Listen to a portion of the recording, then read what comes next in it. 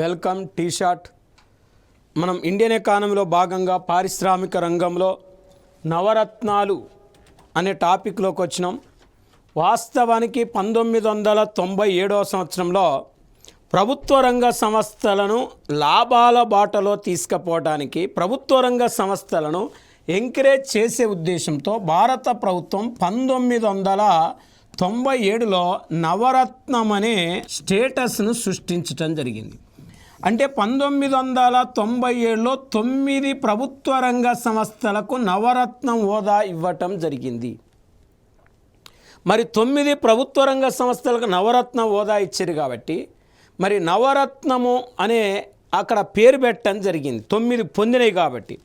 మరి ఇప్పుడు ప్రస్తుతం మనం నవరత్నాలను తీసుకుంటే, ప్రస్తుతం నవరత్న కంపెనీలను మనం స్టడీ చేస్తే, మనం జనరల్గా ఒకసారి అధ్యయనం చేస్తే మనకు 25 నవరత్న కంపెనీలు, మనకు ప్రజెంటు 25 నవరత్న కంపెనీలు ఉన్నాయి.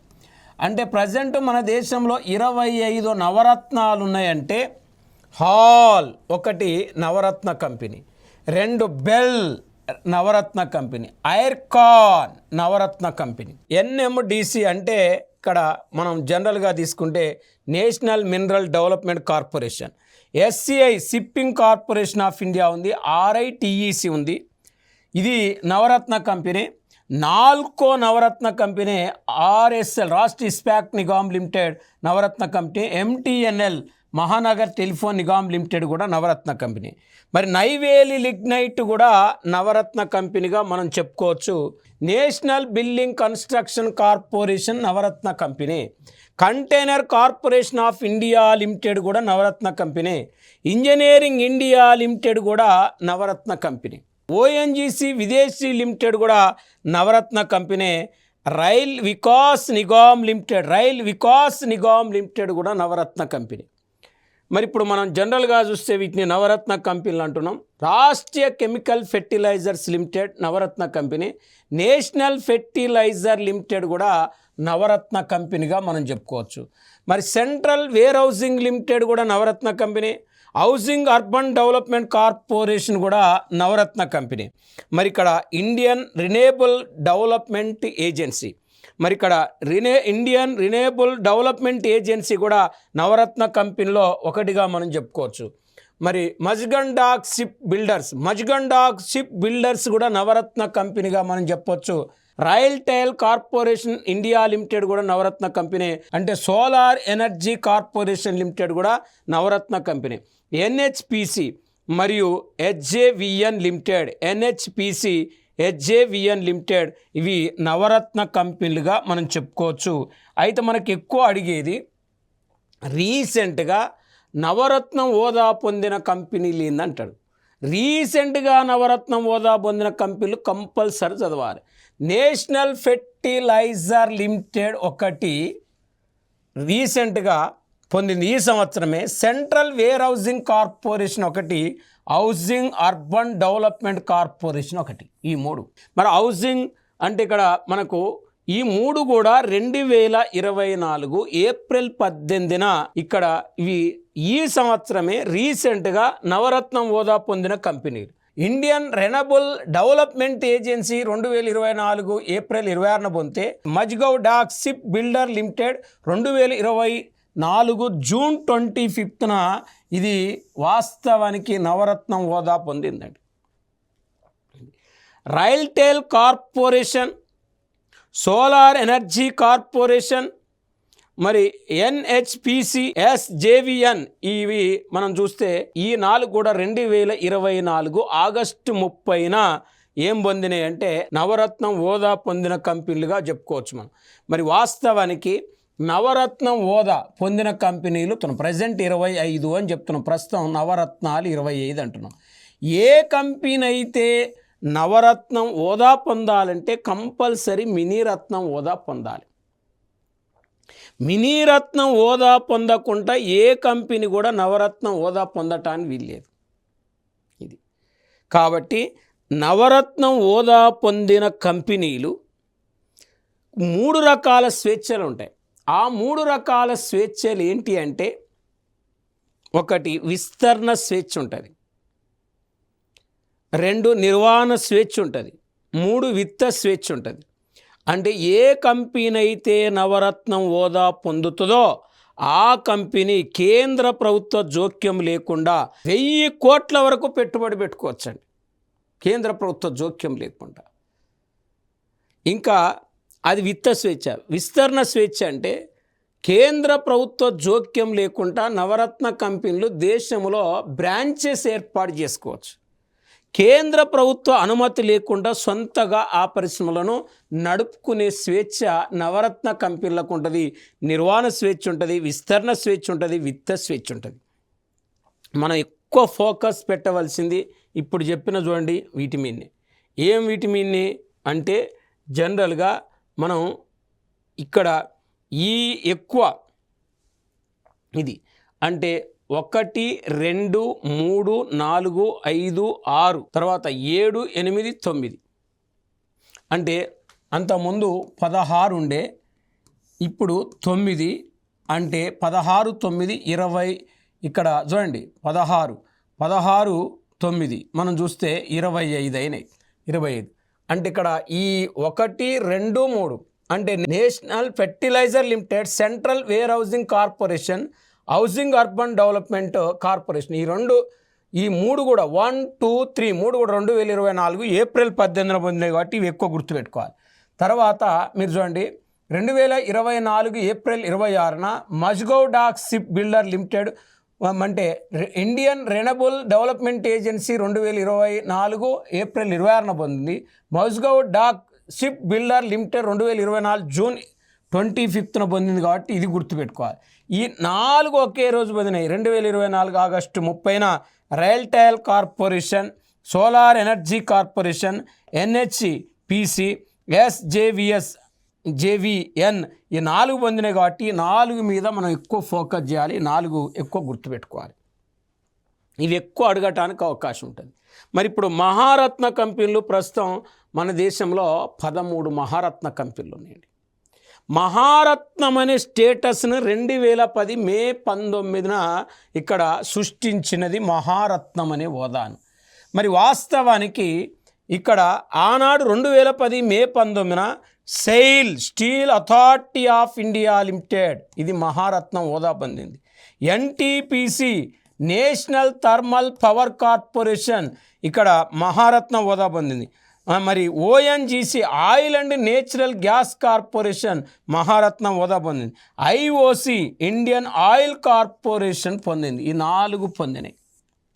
ఇది అంటే 2010 మే 19న మహారత్నం హోదా పొందిన కంపెనీలు సెయిలు, NTPC, ONGC, IOC ఈ 4 కంపెనీలకు మహారత్నం హోదా వచ్చింది. మరి ఈ 4 కంపెనీలకు మహారత్నం స్టేటస్ వచ్చిందంటే, మహారత్నం హోదా వచ్చిందంటే చూడండి ఈ 4 కంపెనీలు. మరి జనరల్గా మనం ఒక్కసారి చూస్తే మరి 2011 ఏప్రిల్లో పొందినది వాస్తవానికి కోల్ ఇండియా లిమిటెడ్కి మహారత్నం స్టేటస్ ఇచ్చారు. కోల్ ఇండియా లిమిటెడ్కి ఎప్పుడు వచ్చింది? 2011 ఏప్రిల్లో వచ్చింది. మరి 2013లో పొందినవింది BHEL Bharat heavy electrical limited పొందింది. GAIL gas authority of India limited ఈ 2 కూడా గెయిల్ బెల్ 2013లో పొందినాయి. మరి మహారత్న కంపెనీలు 13 అంటున్నాం, 2011 ఏప్రిల్లో పొందినాయి. కోల్ ఇండియా లిమిటెడ్ ఒకటి, మరి 2013లో బెల్ గెయిల్ ఈ 2 పొందినాయి.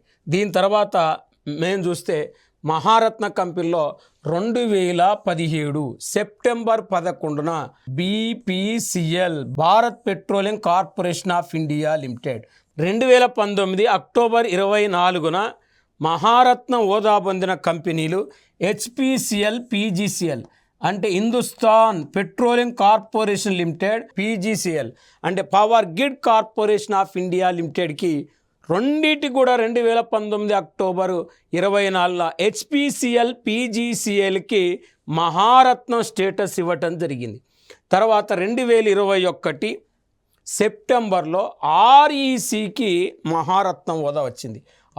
REC అంటే రూరల్ ఎలక్ట్రిఫికేషన్ కార్పొరేషన్కి మహారత్నం హోదా వచ్చింది.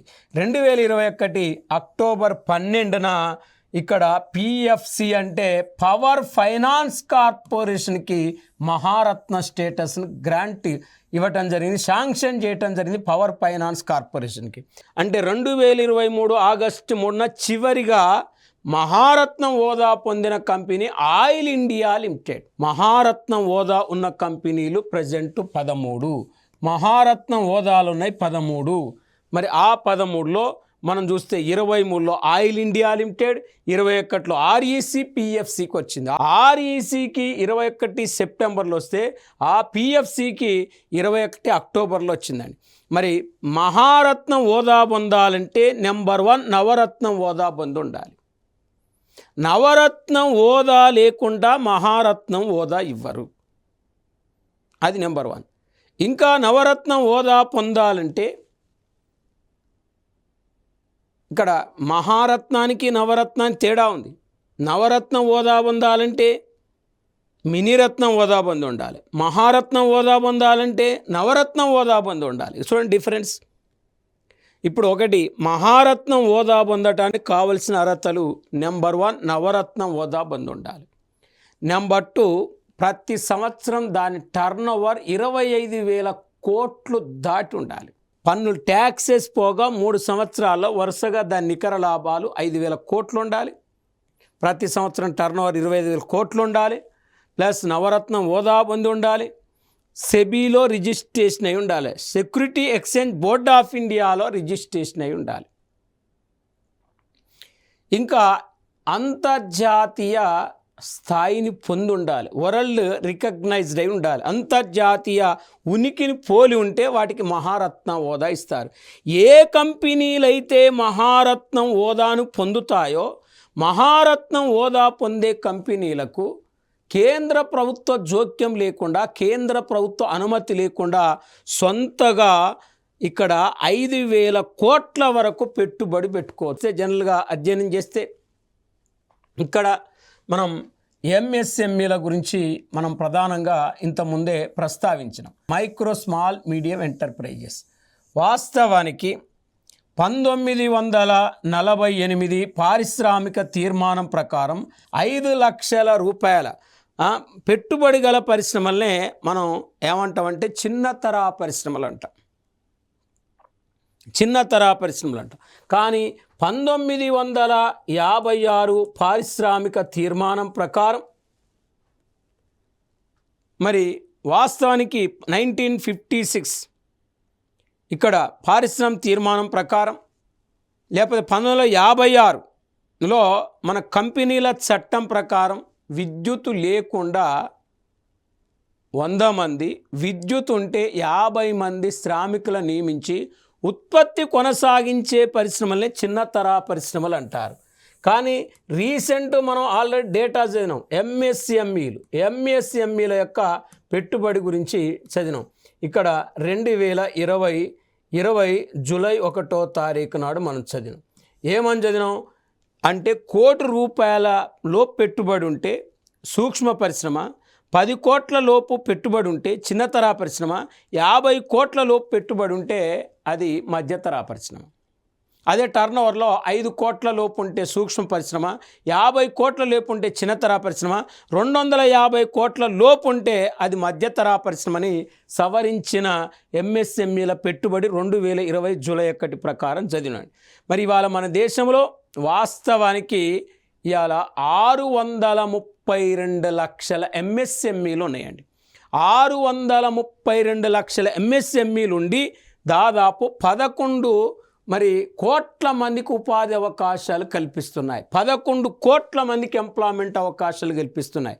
కానీ వాళ్ళ భారతదేశంలో ఎక్కువగా కాయిలా పడుతున్న, ఎక్కువగా జబ్బు పడుతున్న పరిశ్రమలు ఏంటంటే ఇక్కడ మనం ఎంఎస్ఎంఈలే అని చెప్పుకోవచ్చు. ఎంఎస్ఎంఈలే ఎక్కువగా కాయిలా పడుతున్న పరిశ్రమలు, మూతబడుతున్న పరిశ్రమలు, జబ్బు పడుతున్న పరిశ్రమలు. అయితే వాస్తవానికి ఎంఎస్ఎంఈలు కాయిలా పడకుండా ప్రభుత్వం తీసుకుంటున్న చర్యలు ఏంటంటే వాస్తవానికి మనం చూస్తే మహాత్మా గాంధీ గ్రామీణ పారిశ్రామిక సంస్థను 1934లో వార్ధాలో ఏర్పాటు చేశారు.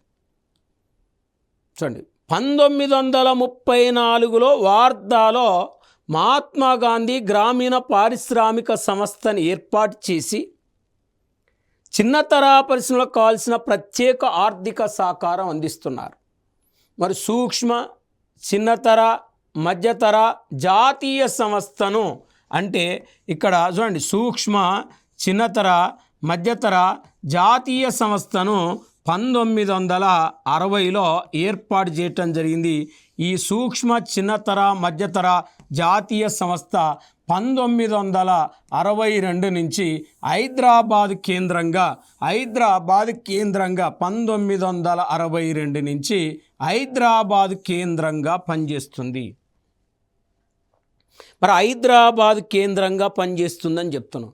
అంతేకాకుండా ఎంఎస్ఎంఈలకు, సూక్ష్మ, చిన్నతర, మధ్యతర పరిశ్రమలకు ప్రత్యేకంగా ఆర్థిక సహకారాన్ని అందించడానికి 1978వ సంవత్సరంలో డిఐసిలను అంటే ఏర్పాటు చేయటం జరిగింది. డిస్ట్రిక్ట్ ఇండస్ట్రియల్ సెంటర్, జిల్లా పారిశ్రామిక కేంద్రాలు, డిస్ట్రిక్ట్ ఇండస్ట్రియల్ సెంటర్స్. ఇది అంటే జిల్లా పారిశ్రామిక కేంద్రాలను 1978లో ఏర్పాటు చేయటం జరిగింది, లాంచ్ చేయటం జరిగింది. అంటే ప్రత్యేకంగా జిల్లా స్థాయిలో సూక్ష్మ, చిన్నతర, మధ్యతర పరిశ్రమలు కాపాడడానికి ప్రత్యేకంగా డిఐసిలను కూడా డిస్ట్రిక్ట్ ఇండస్ట్రియల్ సెంటర్ను లాంచ్ చేయటం జరిగింది. అంతేకాకుండా మరి వాస్తవానికి చిన్నతర పరిశ్రమలకు ప్రత్యేకంగా ఆర్థిక సహకారం అందించడానికి 1990 సంవత్సరంలో సిడ్బీని ఏర్పాటు చేయటం జరిగింది. Small industrial development bank of India. SIDBI full form small industrial development bank of India. మరి small industrial development bank of India భారత చిన్న పరిశ్రమల అభివృద్ధి బ్యాంక్ అంట. మరి భారత చిన్న పరిశ్రమల అభివృద్ధి బ్యాంకును ఏ సంవత్సరంలో ఏర్పాటు చేశారంటే 1990 సంవత్సరంలో ఏర్పాటు చేశారు. మరి 1990లో ఏర్పాటు చేశారు. ఈ small industrial development bank of India అనేది ప్రత్యేకంగా ఏం చేస్తుందంటే చిన్నతర పరిశ్రమలకు అంటే రుణాలు ఇస్తుంది. అంటే ఇక్కడ చూడండి, మరి చిన్నతర పరిశ్రమలను ఆదుకునే ఉద్దేశంతో భారత ప్రభుత్వం సిడ్బీని కూడా లాంచ్ చేసింది అని చెప్తున్నాం. అంతేకాకుండా చిన్నతర పరిశ్రమకు ఆర్థిక సహకారం అందించడానికి ముద్రా అని చెప్తున్నాం. Micro unit development refinance agency అనేది ఇదొక ముద్రా యోజన, ఇదొక స్కీము, ఇదొక పథకంగా మనం చెప్పొచ్చు. ఈ ముద్రాను 2015 ఏప్రిల్ 8న ఈ పథకమును, ఈ స్కీమును లాంచ్ చేయటం జరిగింది. ముఖ్యంగా ఎంఎస్ఎంఈలకు ఈ ముద్రా యోజన అనేది 10 లక్షల లోపు రుణాలు ఇస్తుంది.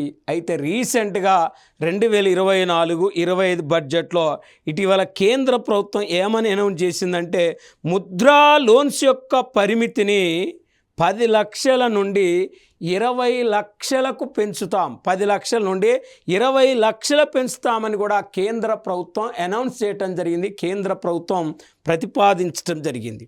మరి ఇప్పుడు జనరల్గా మనం పరిశ్రమల వర్గీకరణ గురించి మనం అధ్యయనం చేయటం జరిగింది. కాబట్టి ఇప్పుడు మనం జనరల్గా ఒక్కసారి చూస్తే పరిశ్రమల అభివృద్ధి కోసం రూపొందించే తీర్మానాలను మనం ఏమంటామంటే పారిశ్రామిక తీర్మానాలు అంటాం. ఇండస్ట్రియల్ పాలసీస్ అంటాం, పారిశ్రామిక తీర్మానాలు అంటాం.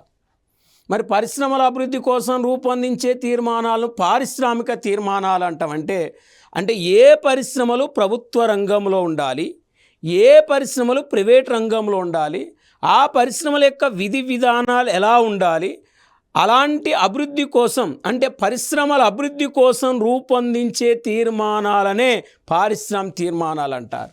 మరి 1948 పారిశ్రామిక తీర్మానం, 1956 పారిశ్రామిక తీర్మానం, 1977 పారిశ్రామిక తీర్మానం, 1980 పారిశ్రామిక తీర్మానం, 1991 పారిశ్రామిక తీర్మానం.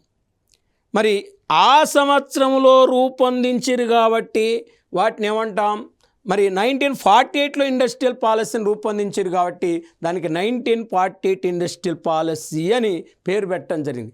ఇప్పుడు మనం ఒక్కసారి 1948 పారిశ్రామిక తీర్మానాన్ని తీసుకుంటే భారతదేశంలో మొట్టమొదటిసారిగా రూపొందించిన పారిశ్రామిక తీర్మానమే 1948. ఇక్కడ మనకు అడిగేది భారతదేశంలో మొట్టమొదటిసారిగా రూపొందించిన పారిశ్రామిక తీర్మానం ఏందంటాడు. 1948 ఇండస్ట్రియల్ పాలసీ. మరి 1948 ఇండస్ట్రియల్ పాలసీ అని చెప్తున్నాం.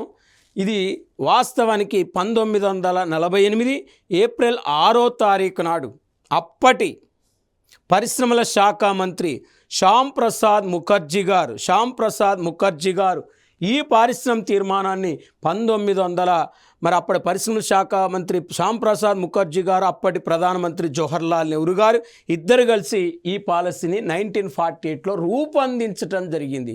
దేశంలోనే మొట్టమొదటిసారిగా రూపొందించిన పారిశ్రామిక తీర్మానం 1948 ఇండస్ట్రియల్ పాలసీ. ఈ పాలసీలో ప్రభుత్వ రంగము ఆర్ ప్రైవేట్ రంగానికి ప్రాధాన్యత ఇవ్వటం జరిగింది. ఇది మరి ప్రభుత్వ ప్రైవేట్ రంగాలకు ప్రాధాన్యత ఇచ్చిన పారిశ్రామిక తీర్మానమే 1948 ఇండస్ట్రియల్ పాలసీ అని చెప్తున్నాం. మరి ఇక్కడ ప్రభుత్వ ప్రైవేట్ రంగాల ప్రాధాన్యత ఇచ్చారు కాబట్టి 1948 పారిశ్రామిక తీర్మానంలోనే ఇక్కడ మిశ్రమ ఆర్థిక వ్యవస్థకు ప్రవేశపెట్టడం జరిగింది. మిశ్రమ ఆర్థిక వ్యవస్థకు పునాది వేసిన పారిశ్రామిక తీర్మానమే 1948 ఇండస్ట్రియల్ పాలసీ. అంటే మనకు అడుగుతాడు, ఎలా అడుగుతాడు, ఏ పారిశ్రామిక తీర్మానంలో మిశ్రమ ఆర్థిక వ్యవస్థను ప్రవేశపెట్టడం జరిగింది అంటాడు. 1948 ఇండస్ట్రియల్ పాలసీలో మిశ్రమ ఆర్థిక వ్యవస్థను ప్రవేశపెట్టడం జరిగింది. మరి ఇక్కడ మిశ్రమ ఆర్థిక వ్యవస్థ 1948లో ప్రవేశపెట్టారు కాబట్టి మిశ్రమ ఆర్థిక వ్యవస్థకు నాంది పలికిన పారిశ్రామిక తీర్మానం 1948 అని చెప్తాం. మన దేశంలో భారతదేశంలో మిశ్రమ ఆర్థిక వ్యవస్థను ప్రవేశపెట్టింది జవహర్లాల్ నెహ్రూ. మిశ్రమ ఆర్థిక వ్యవస్థ అనగా ప్రభుత్వ ప్రైవేట్ రంగాలు కలిసి పనిచేసే ఆర్థిక వ్యవస్థనే మిశ్రమ ఆర్థిక వ్యవస్థ అంటారు. మరి 1948 ఇండస్ట్రియల్ పాలసీలో పరిశ్రమలను 4 రకాలుగా వర్గీకరించడం జరిగింది. 4 రకాలు. ఒకటి ప్రభుత్వ ఏకస్వామ్య పరిశ్రమలు, 2 మిశ్రమ రంగ పరిశ్రమలు, 3 ప్రభుత్వ నియంత్రణలో ఉండే పరిశ్రమలు, 4 ప్రైవేట్ రంగ పరిశ్రమలు. ఇలా పరిశ్రమలో 4 రకాలుగా వర్గీకరించిన పారిశ్రామిక తీర్మానం 1948 ఇండస్ట్రియల్ పాలసీ అయితే 1956 ఇండస్ట్రియల్ పాలసీ చూస్తే సామ్యవాద రీతి సమాజ స్థాపన ధ్యేయంగా రూపొందించబడిన పారిశ్రామిక తీర్మానమే 1956 ఇండస్ట్రియల్ పాలసీ. ఈ 1956 పారిశ్రామిక తీర్మానంలో ప్రభుత్వ రంగానికి ప్రాధాన్యత ఇవ్వటం జరిగింది. మరి ఇక్కడ ఇది ప్రభుత్వ ప్రైవేట్ రంగానికి 1948లో ఇంపార్టెన్స్ ఇస్తే కేవలం ప్రభుత్వ రంగానికి ప్రాధాన్యత ఇచ్చిన పారిశ్రామిక తీర్మానం 1956 ఇండస్ట్రియల్ పాలసీ. ఈ పాలసీని పార్లమెంటు ఆమోదించింది కాబట్టి 1956 పారిశ్రామిక తీర్మానాన్ని ఆర్థిక రాజ్యాంగం అని కూడా పిలుస్తారు, ఎకనామిక్ కాన్స్టిట్యూషన్ అని పిలుస్తారు. 1956 పారిశ్రామిక తీర్మానంలో పరిశ్రమలను 3 రకాలుగా వర్గీకరించడం జరిగింది. మరి 3 రకాలంటే షెడ్యూల్ ఏ, షెడ్యూల్ బి, షెడ్యూల్ సి. జాబితా ఏ, జాబితా బి, జాబితా సి. మరి ఇక్కడ వాస్తవానికి జాబితా ఏలో 17 పరిశ్రమలు, జాబితా బిలో 12 పరిశ్రమలు, జాబితా ఏ, జాబితా బి, జాబితా ఏ 17 పరిశ్రమలు, జాబితా బి 12 పరిశ్రమలు, జాబితా సి మిగతా ఈ 17, 12 పోగా మిగతా పరిశ్రమలు జాబితా సి కేటాయించడం జరిగింది. అంటే జాబితా ఏలో ప్రభుత్వ రంగ పరిశ్రమలు చేర్చారు, మొత్తానికి 17 రకాల పరిశ్రమలు చేర్చారు. జాబితా బిలో ప్రభుత్వ యజమాయిషులు ఉండే పరిశ్రమలు చేర్చారు, మొత్తం 12 రకాల పరిశ్రమలు చేర్చారు. జాబితా సిలో ప్రైవేట్ రంగ పరిశ్రమలు చేర్చడం జరిగింది. ఏలో 17, బిలో 12, 17, 12, 29 పోగా మిగతా పరిశ్రమలన్నీ జాబితా సిలో చేర్చడం జరిగింది. కాబట్టి ఇలా పరిశ్రమలను 3 రకాలుగా వర్గీకరించిన పారిశ్రామిక తీర్మానం 1956 ఇండస్ట్రియల్ పాలసీ. ఇప్పుడు మనం 1948, 1956 పారిశ్రామిక తీర్మానం గురించి నేర్చుకున్నాం. ఇంకా 1977, 1980, 1919 1991 ఇండస్ట్రియల్ పాలసీ గురించి మనం నెక్స్ట్ క్లాసులో మళ్ళీ నేర్చుకుందాం. మరి ఇక్కడి వరకు మనకు కంప్లీట్ అయింది. మిగతా పారిశ్రామిక తీర్మానాలు మనం కంటిన్యూషన్గా నెక్స్ట్ క్లాస్లో నేర్చుకున్నాం. మళ్ళీ నెక్స్ట్ క్లాస్లో కలుసుకుందాం.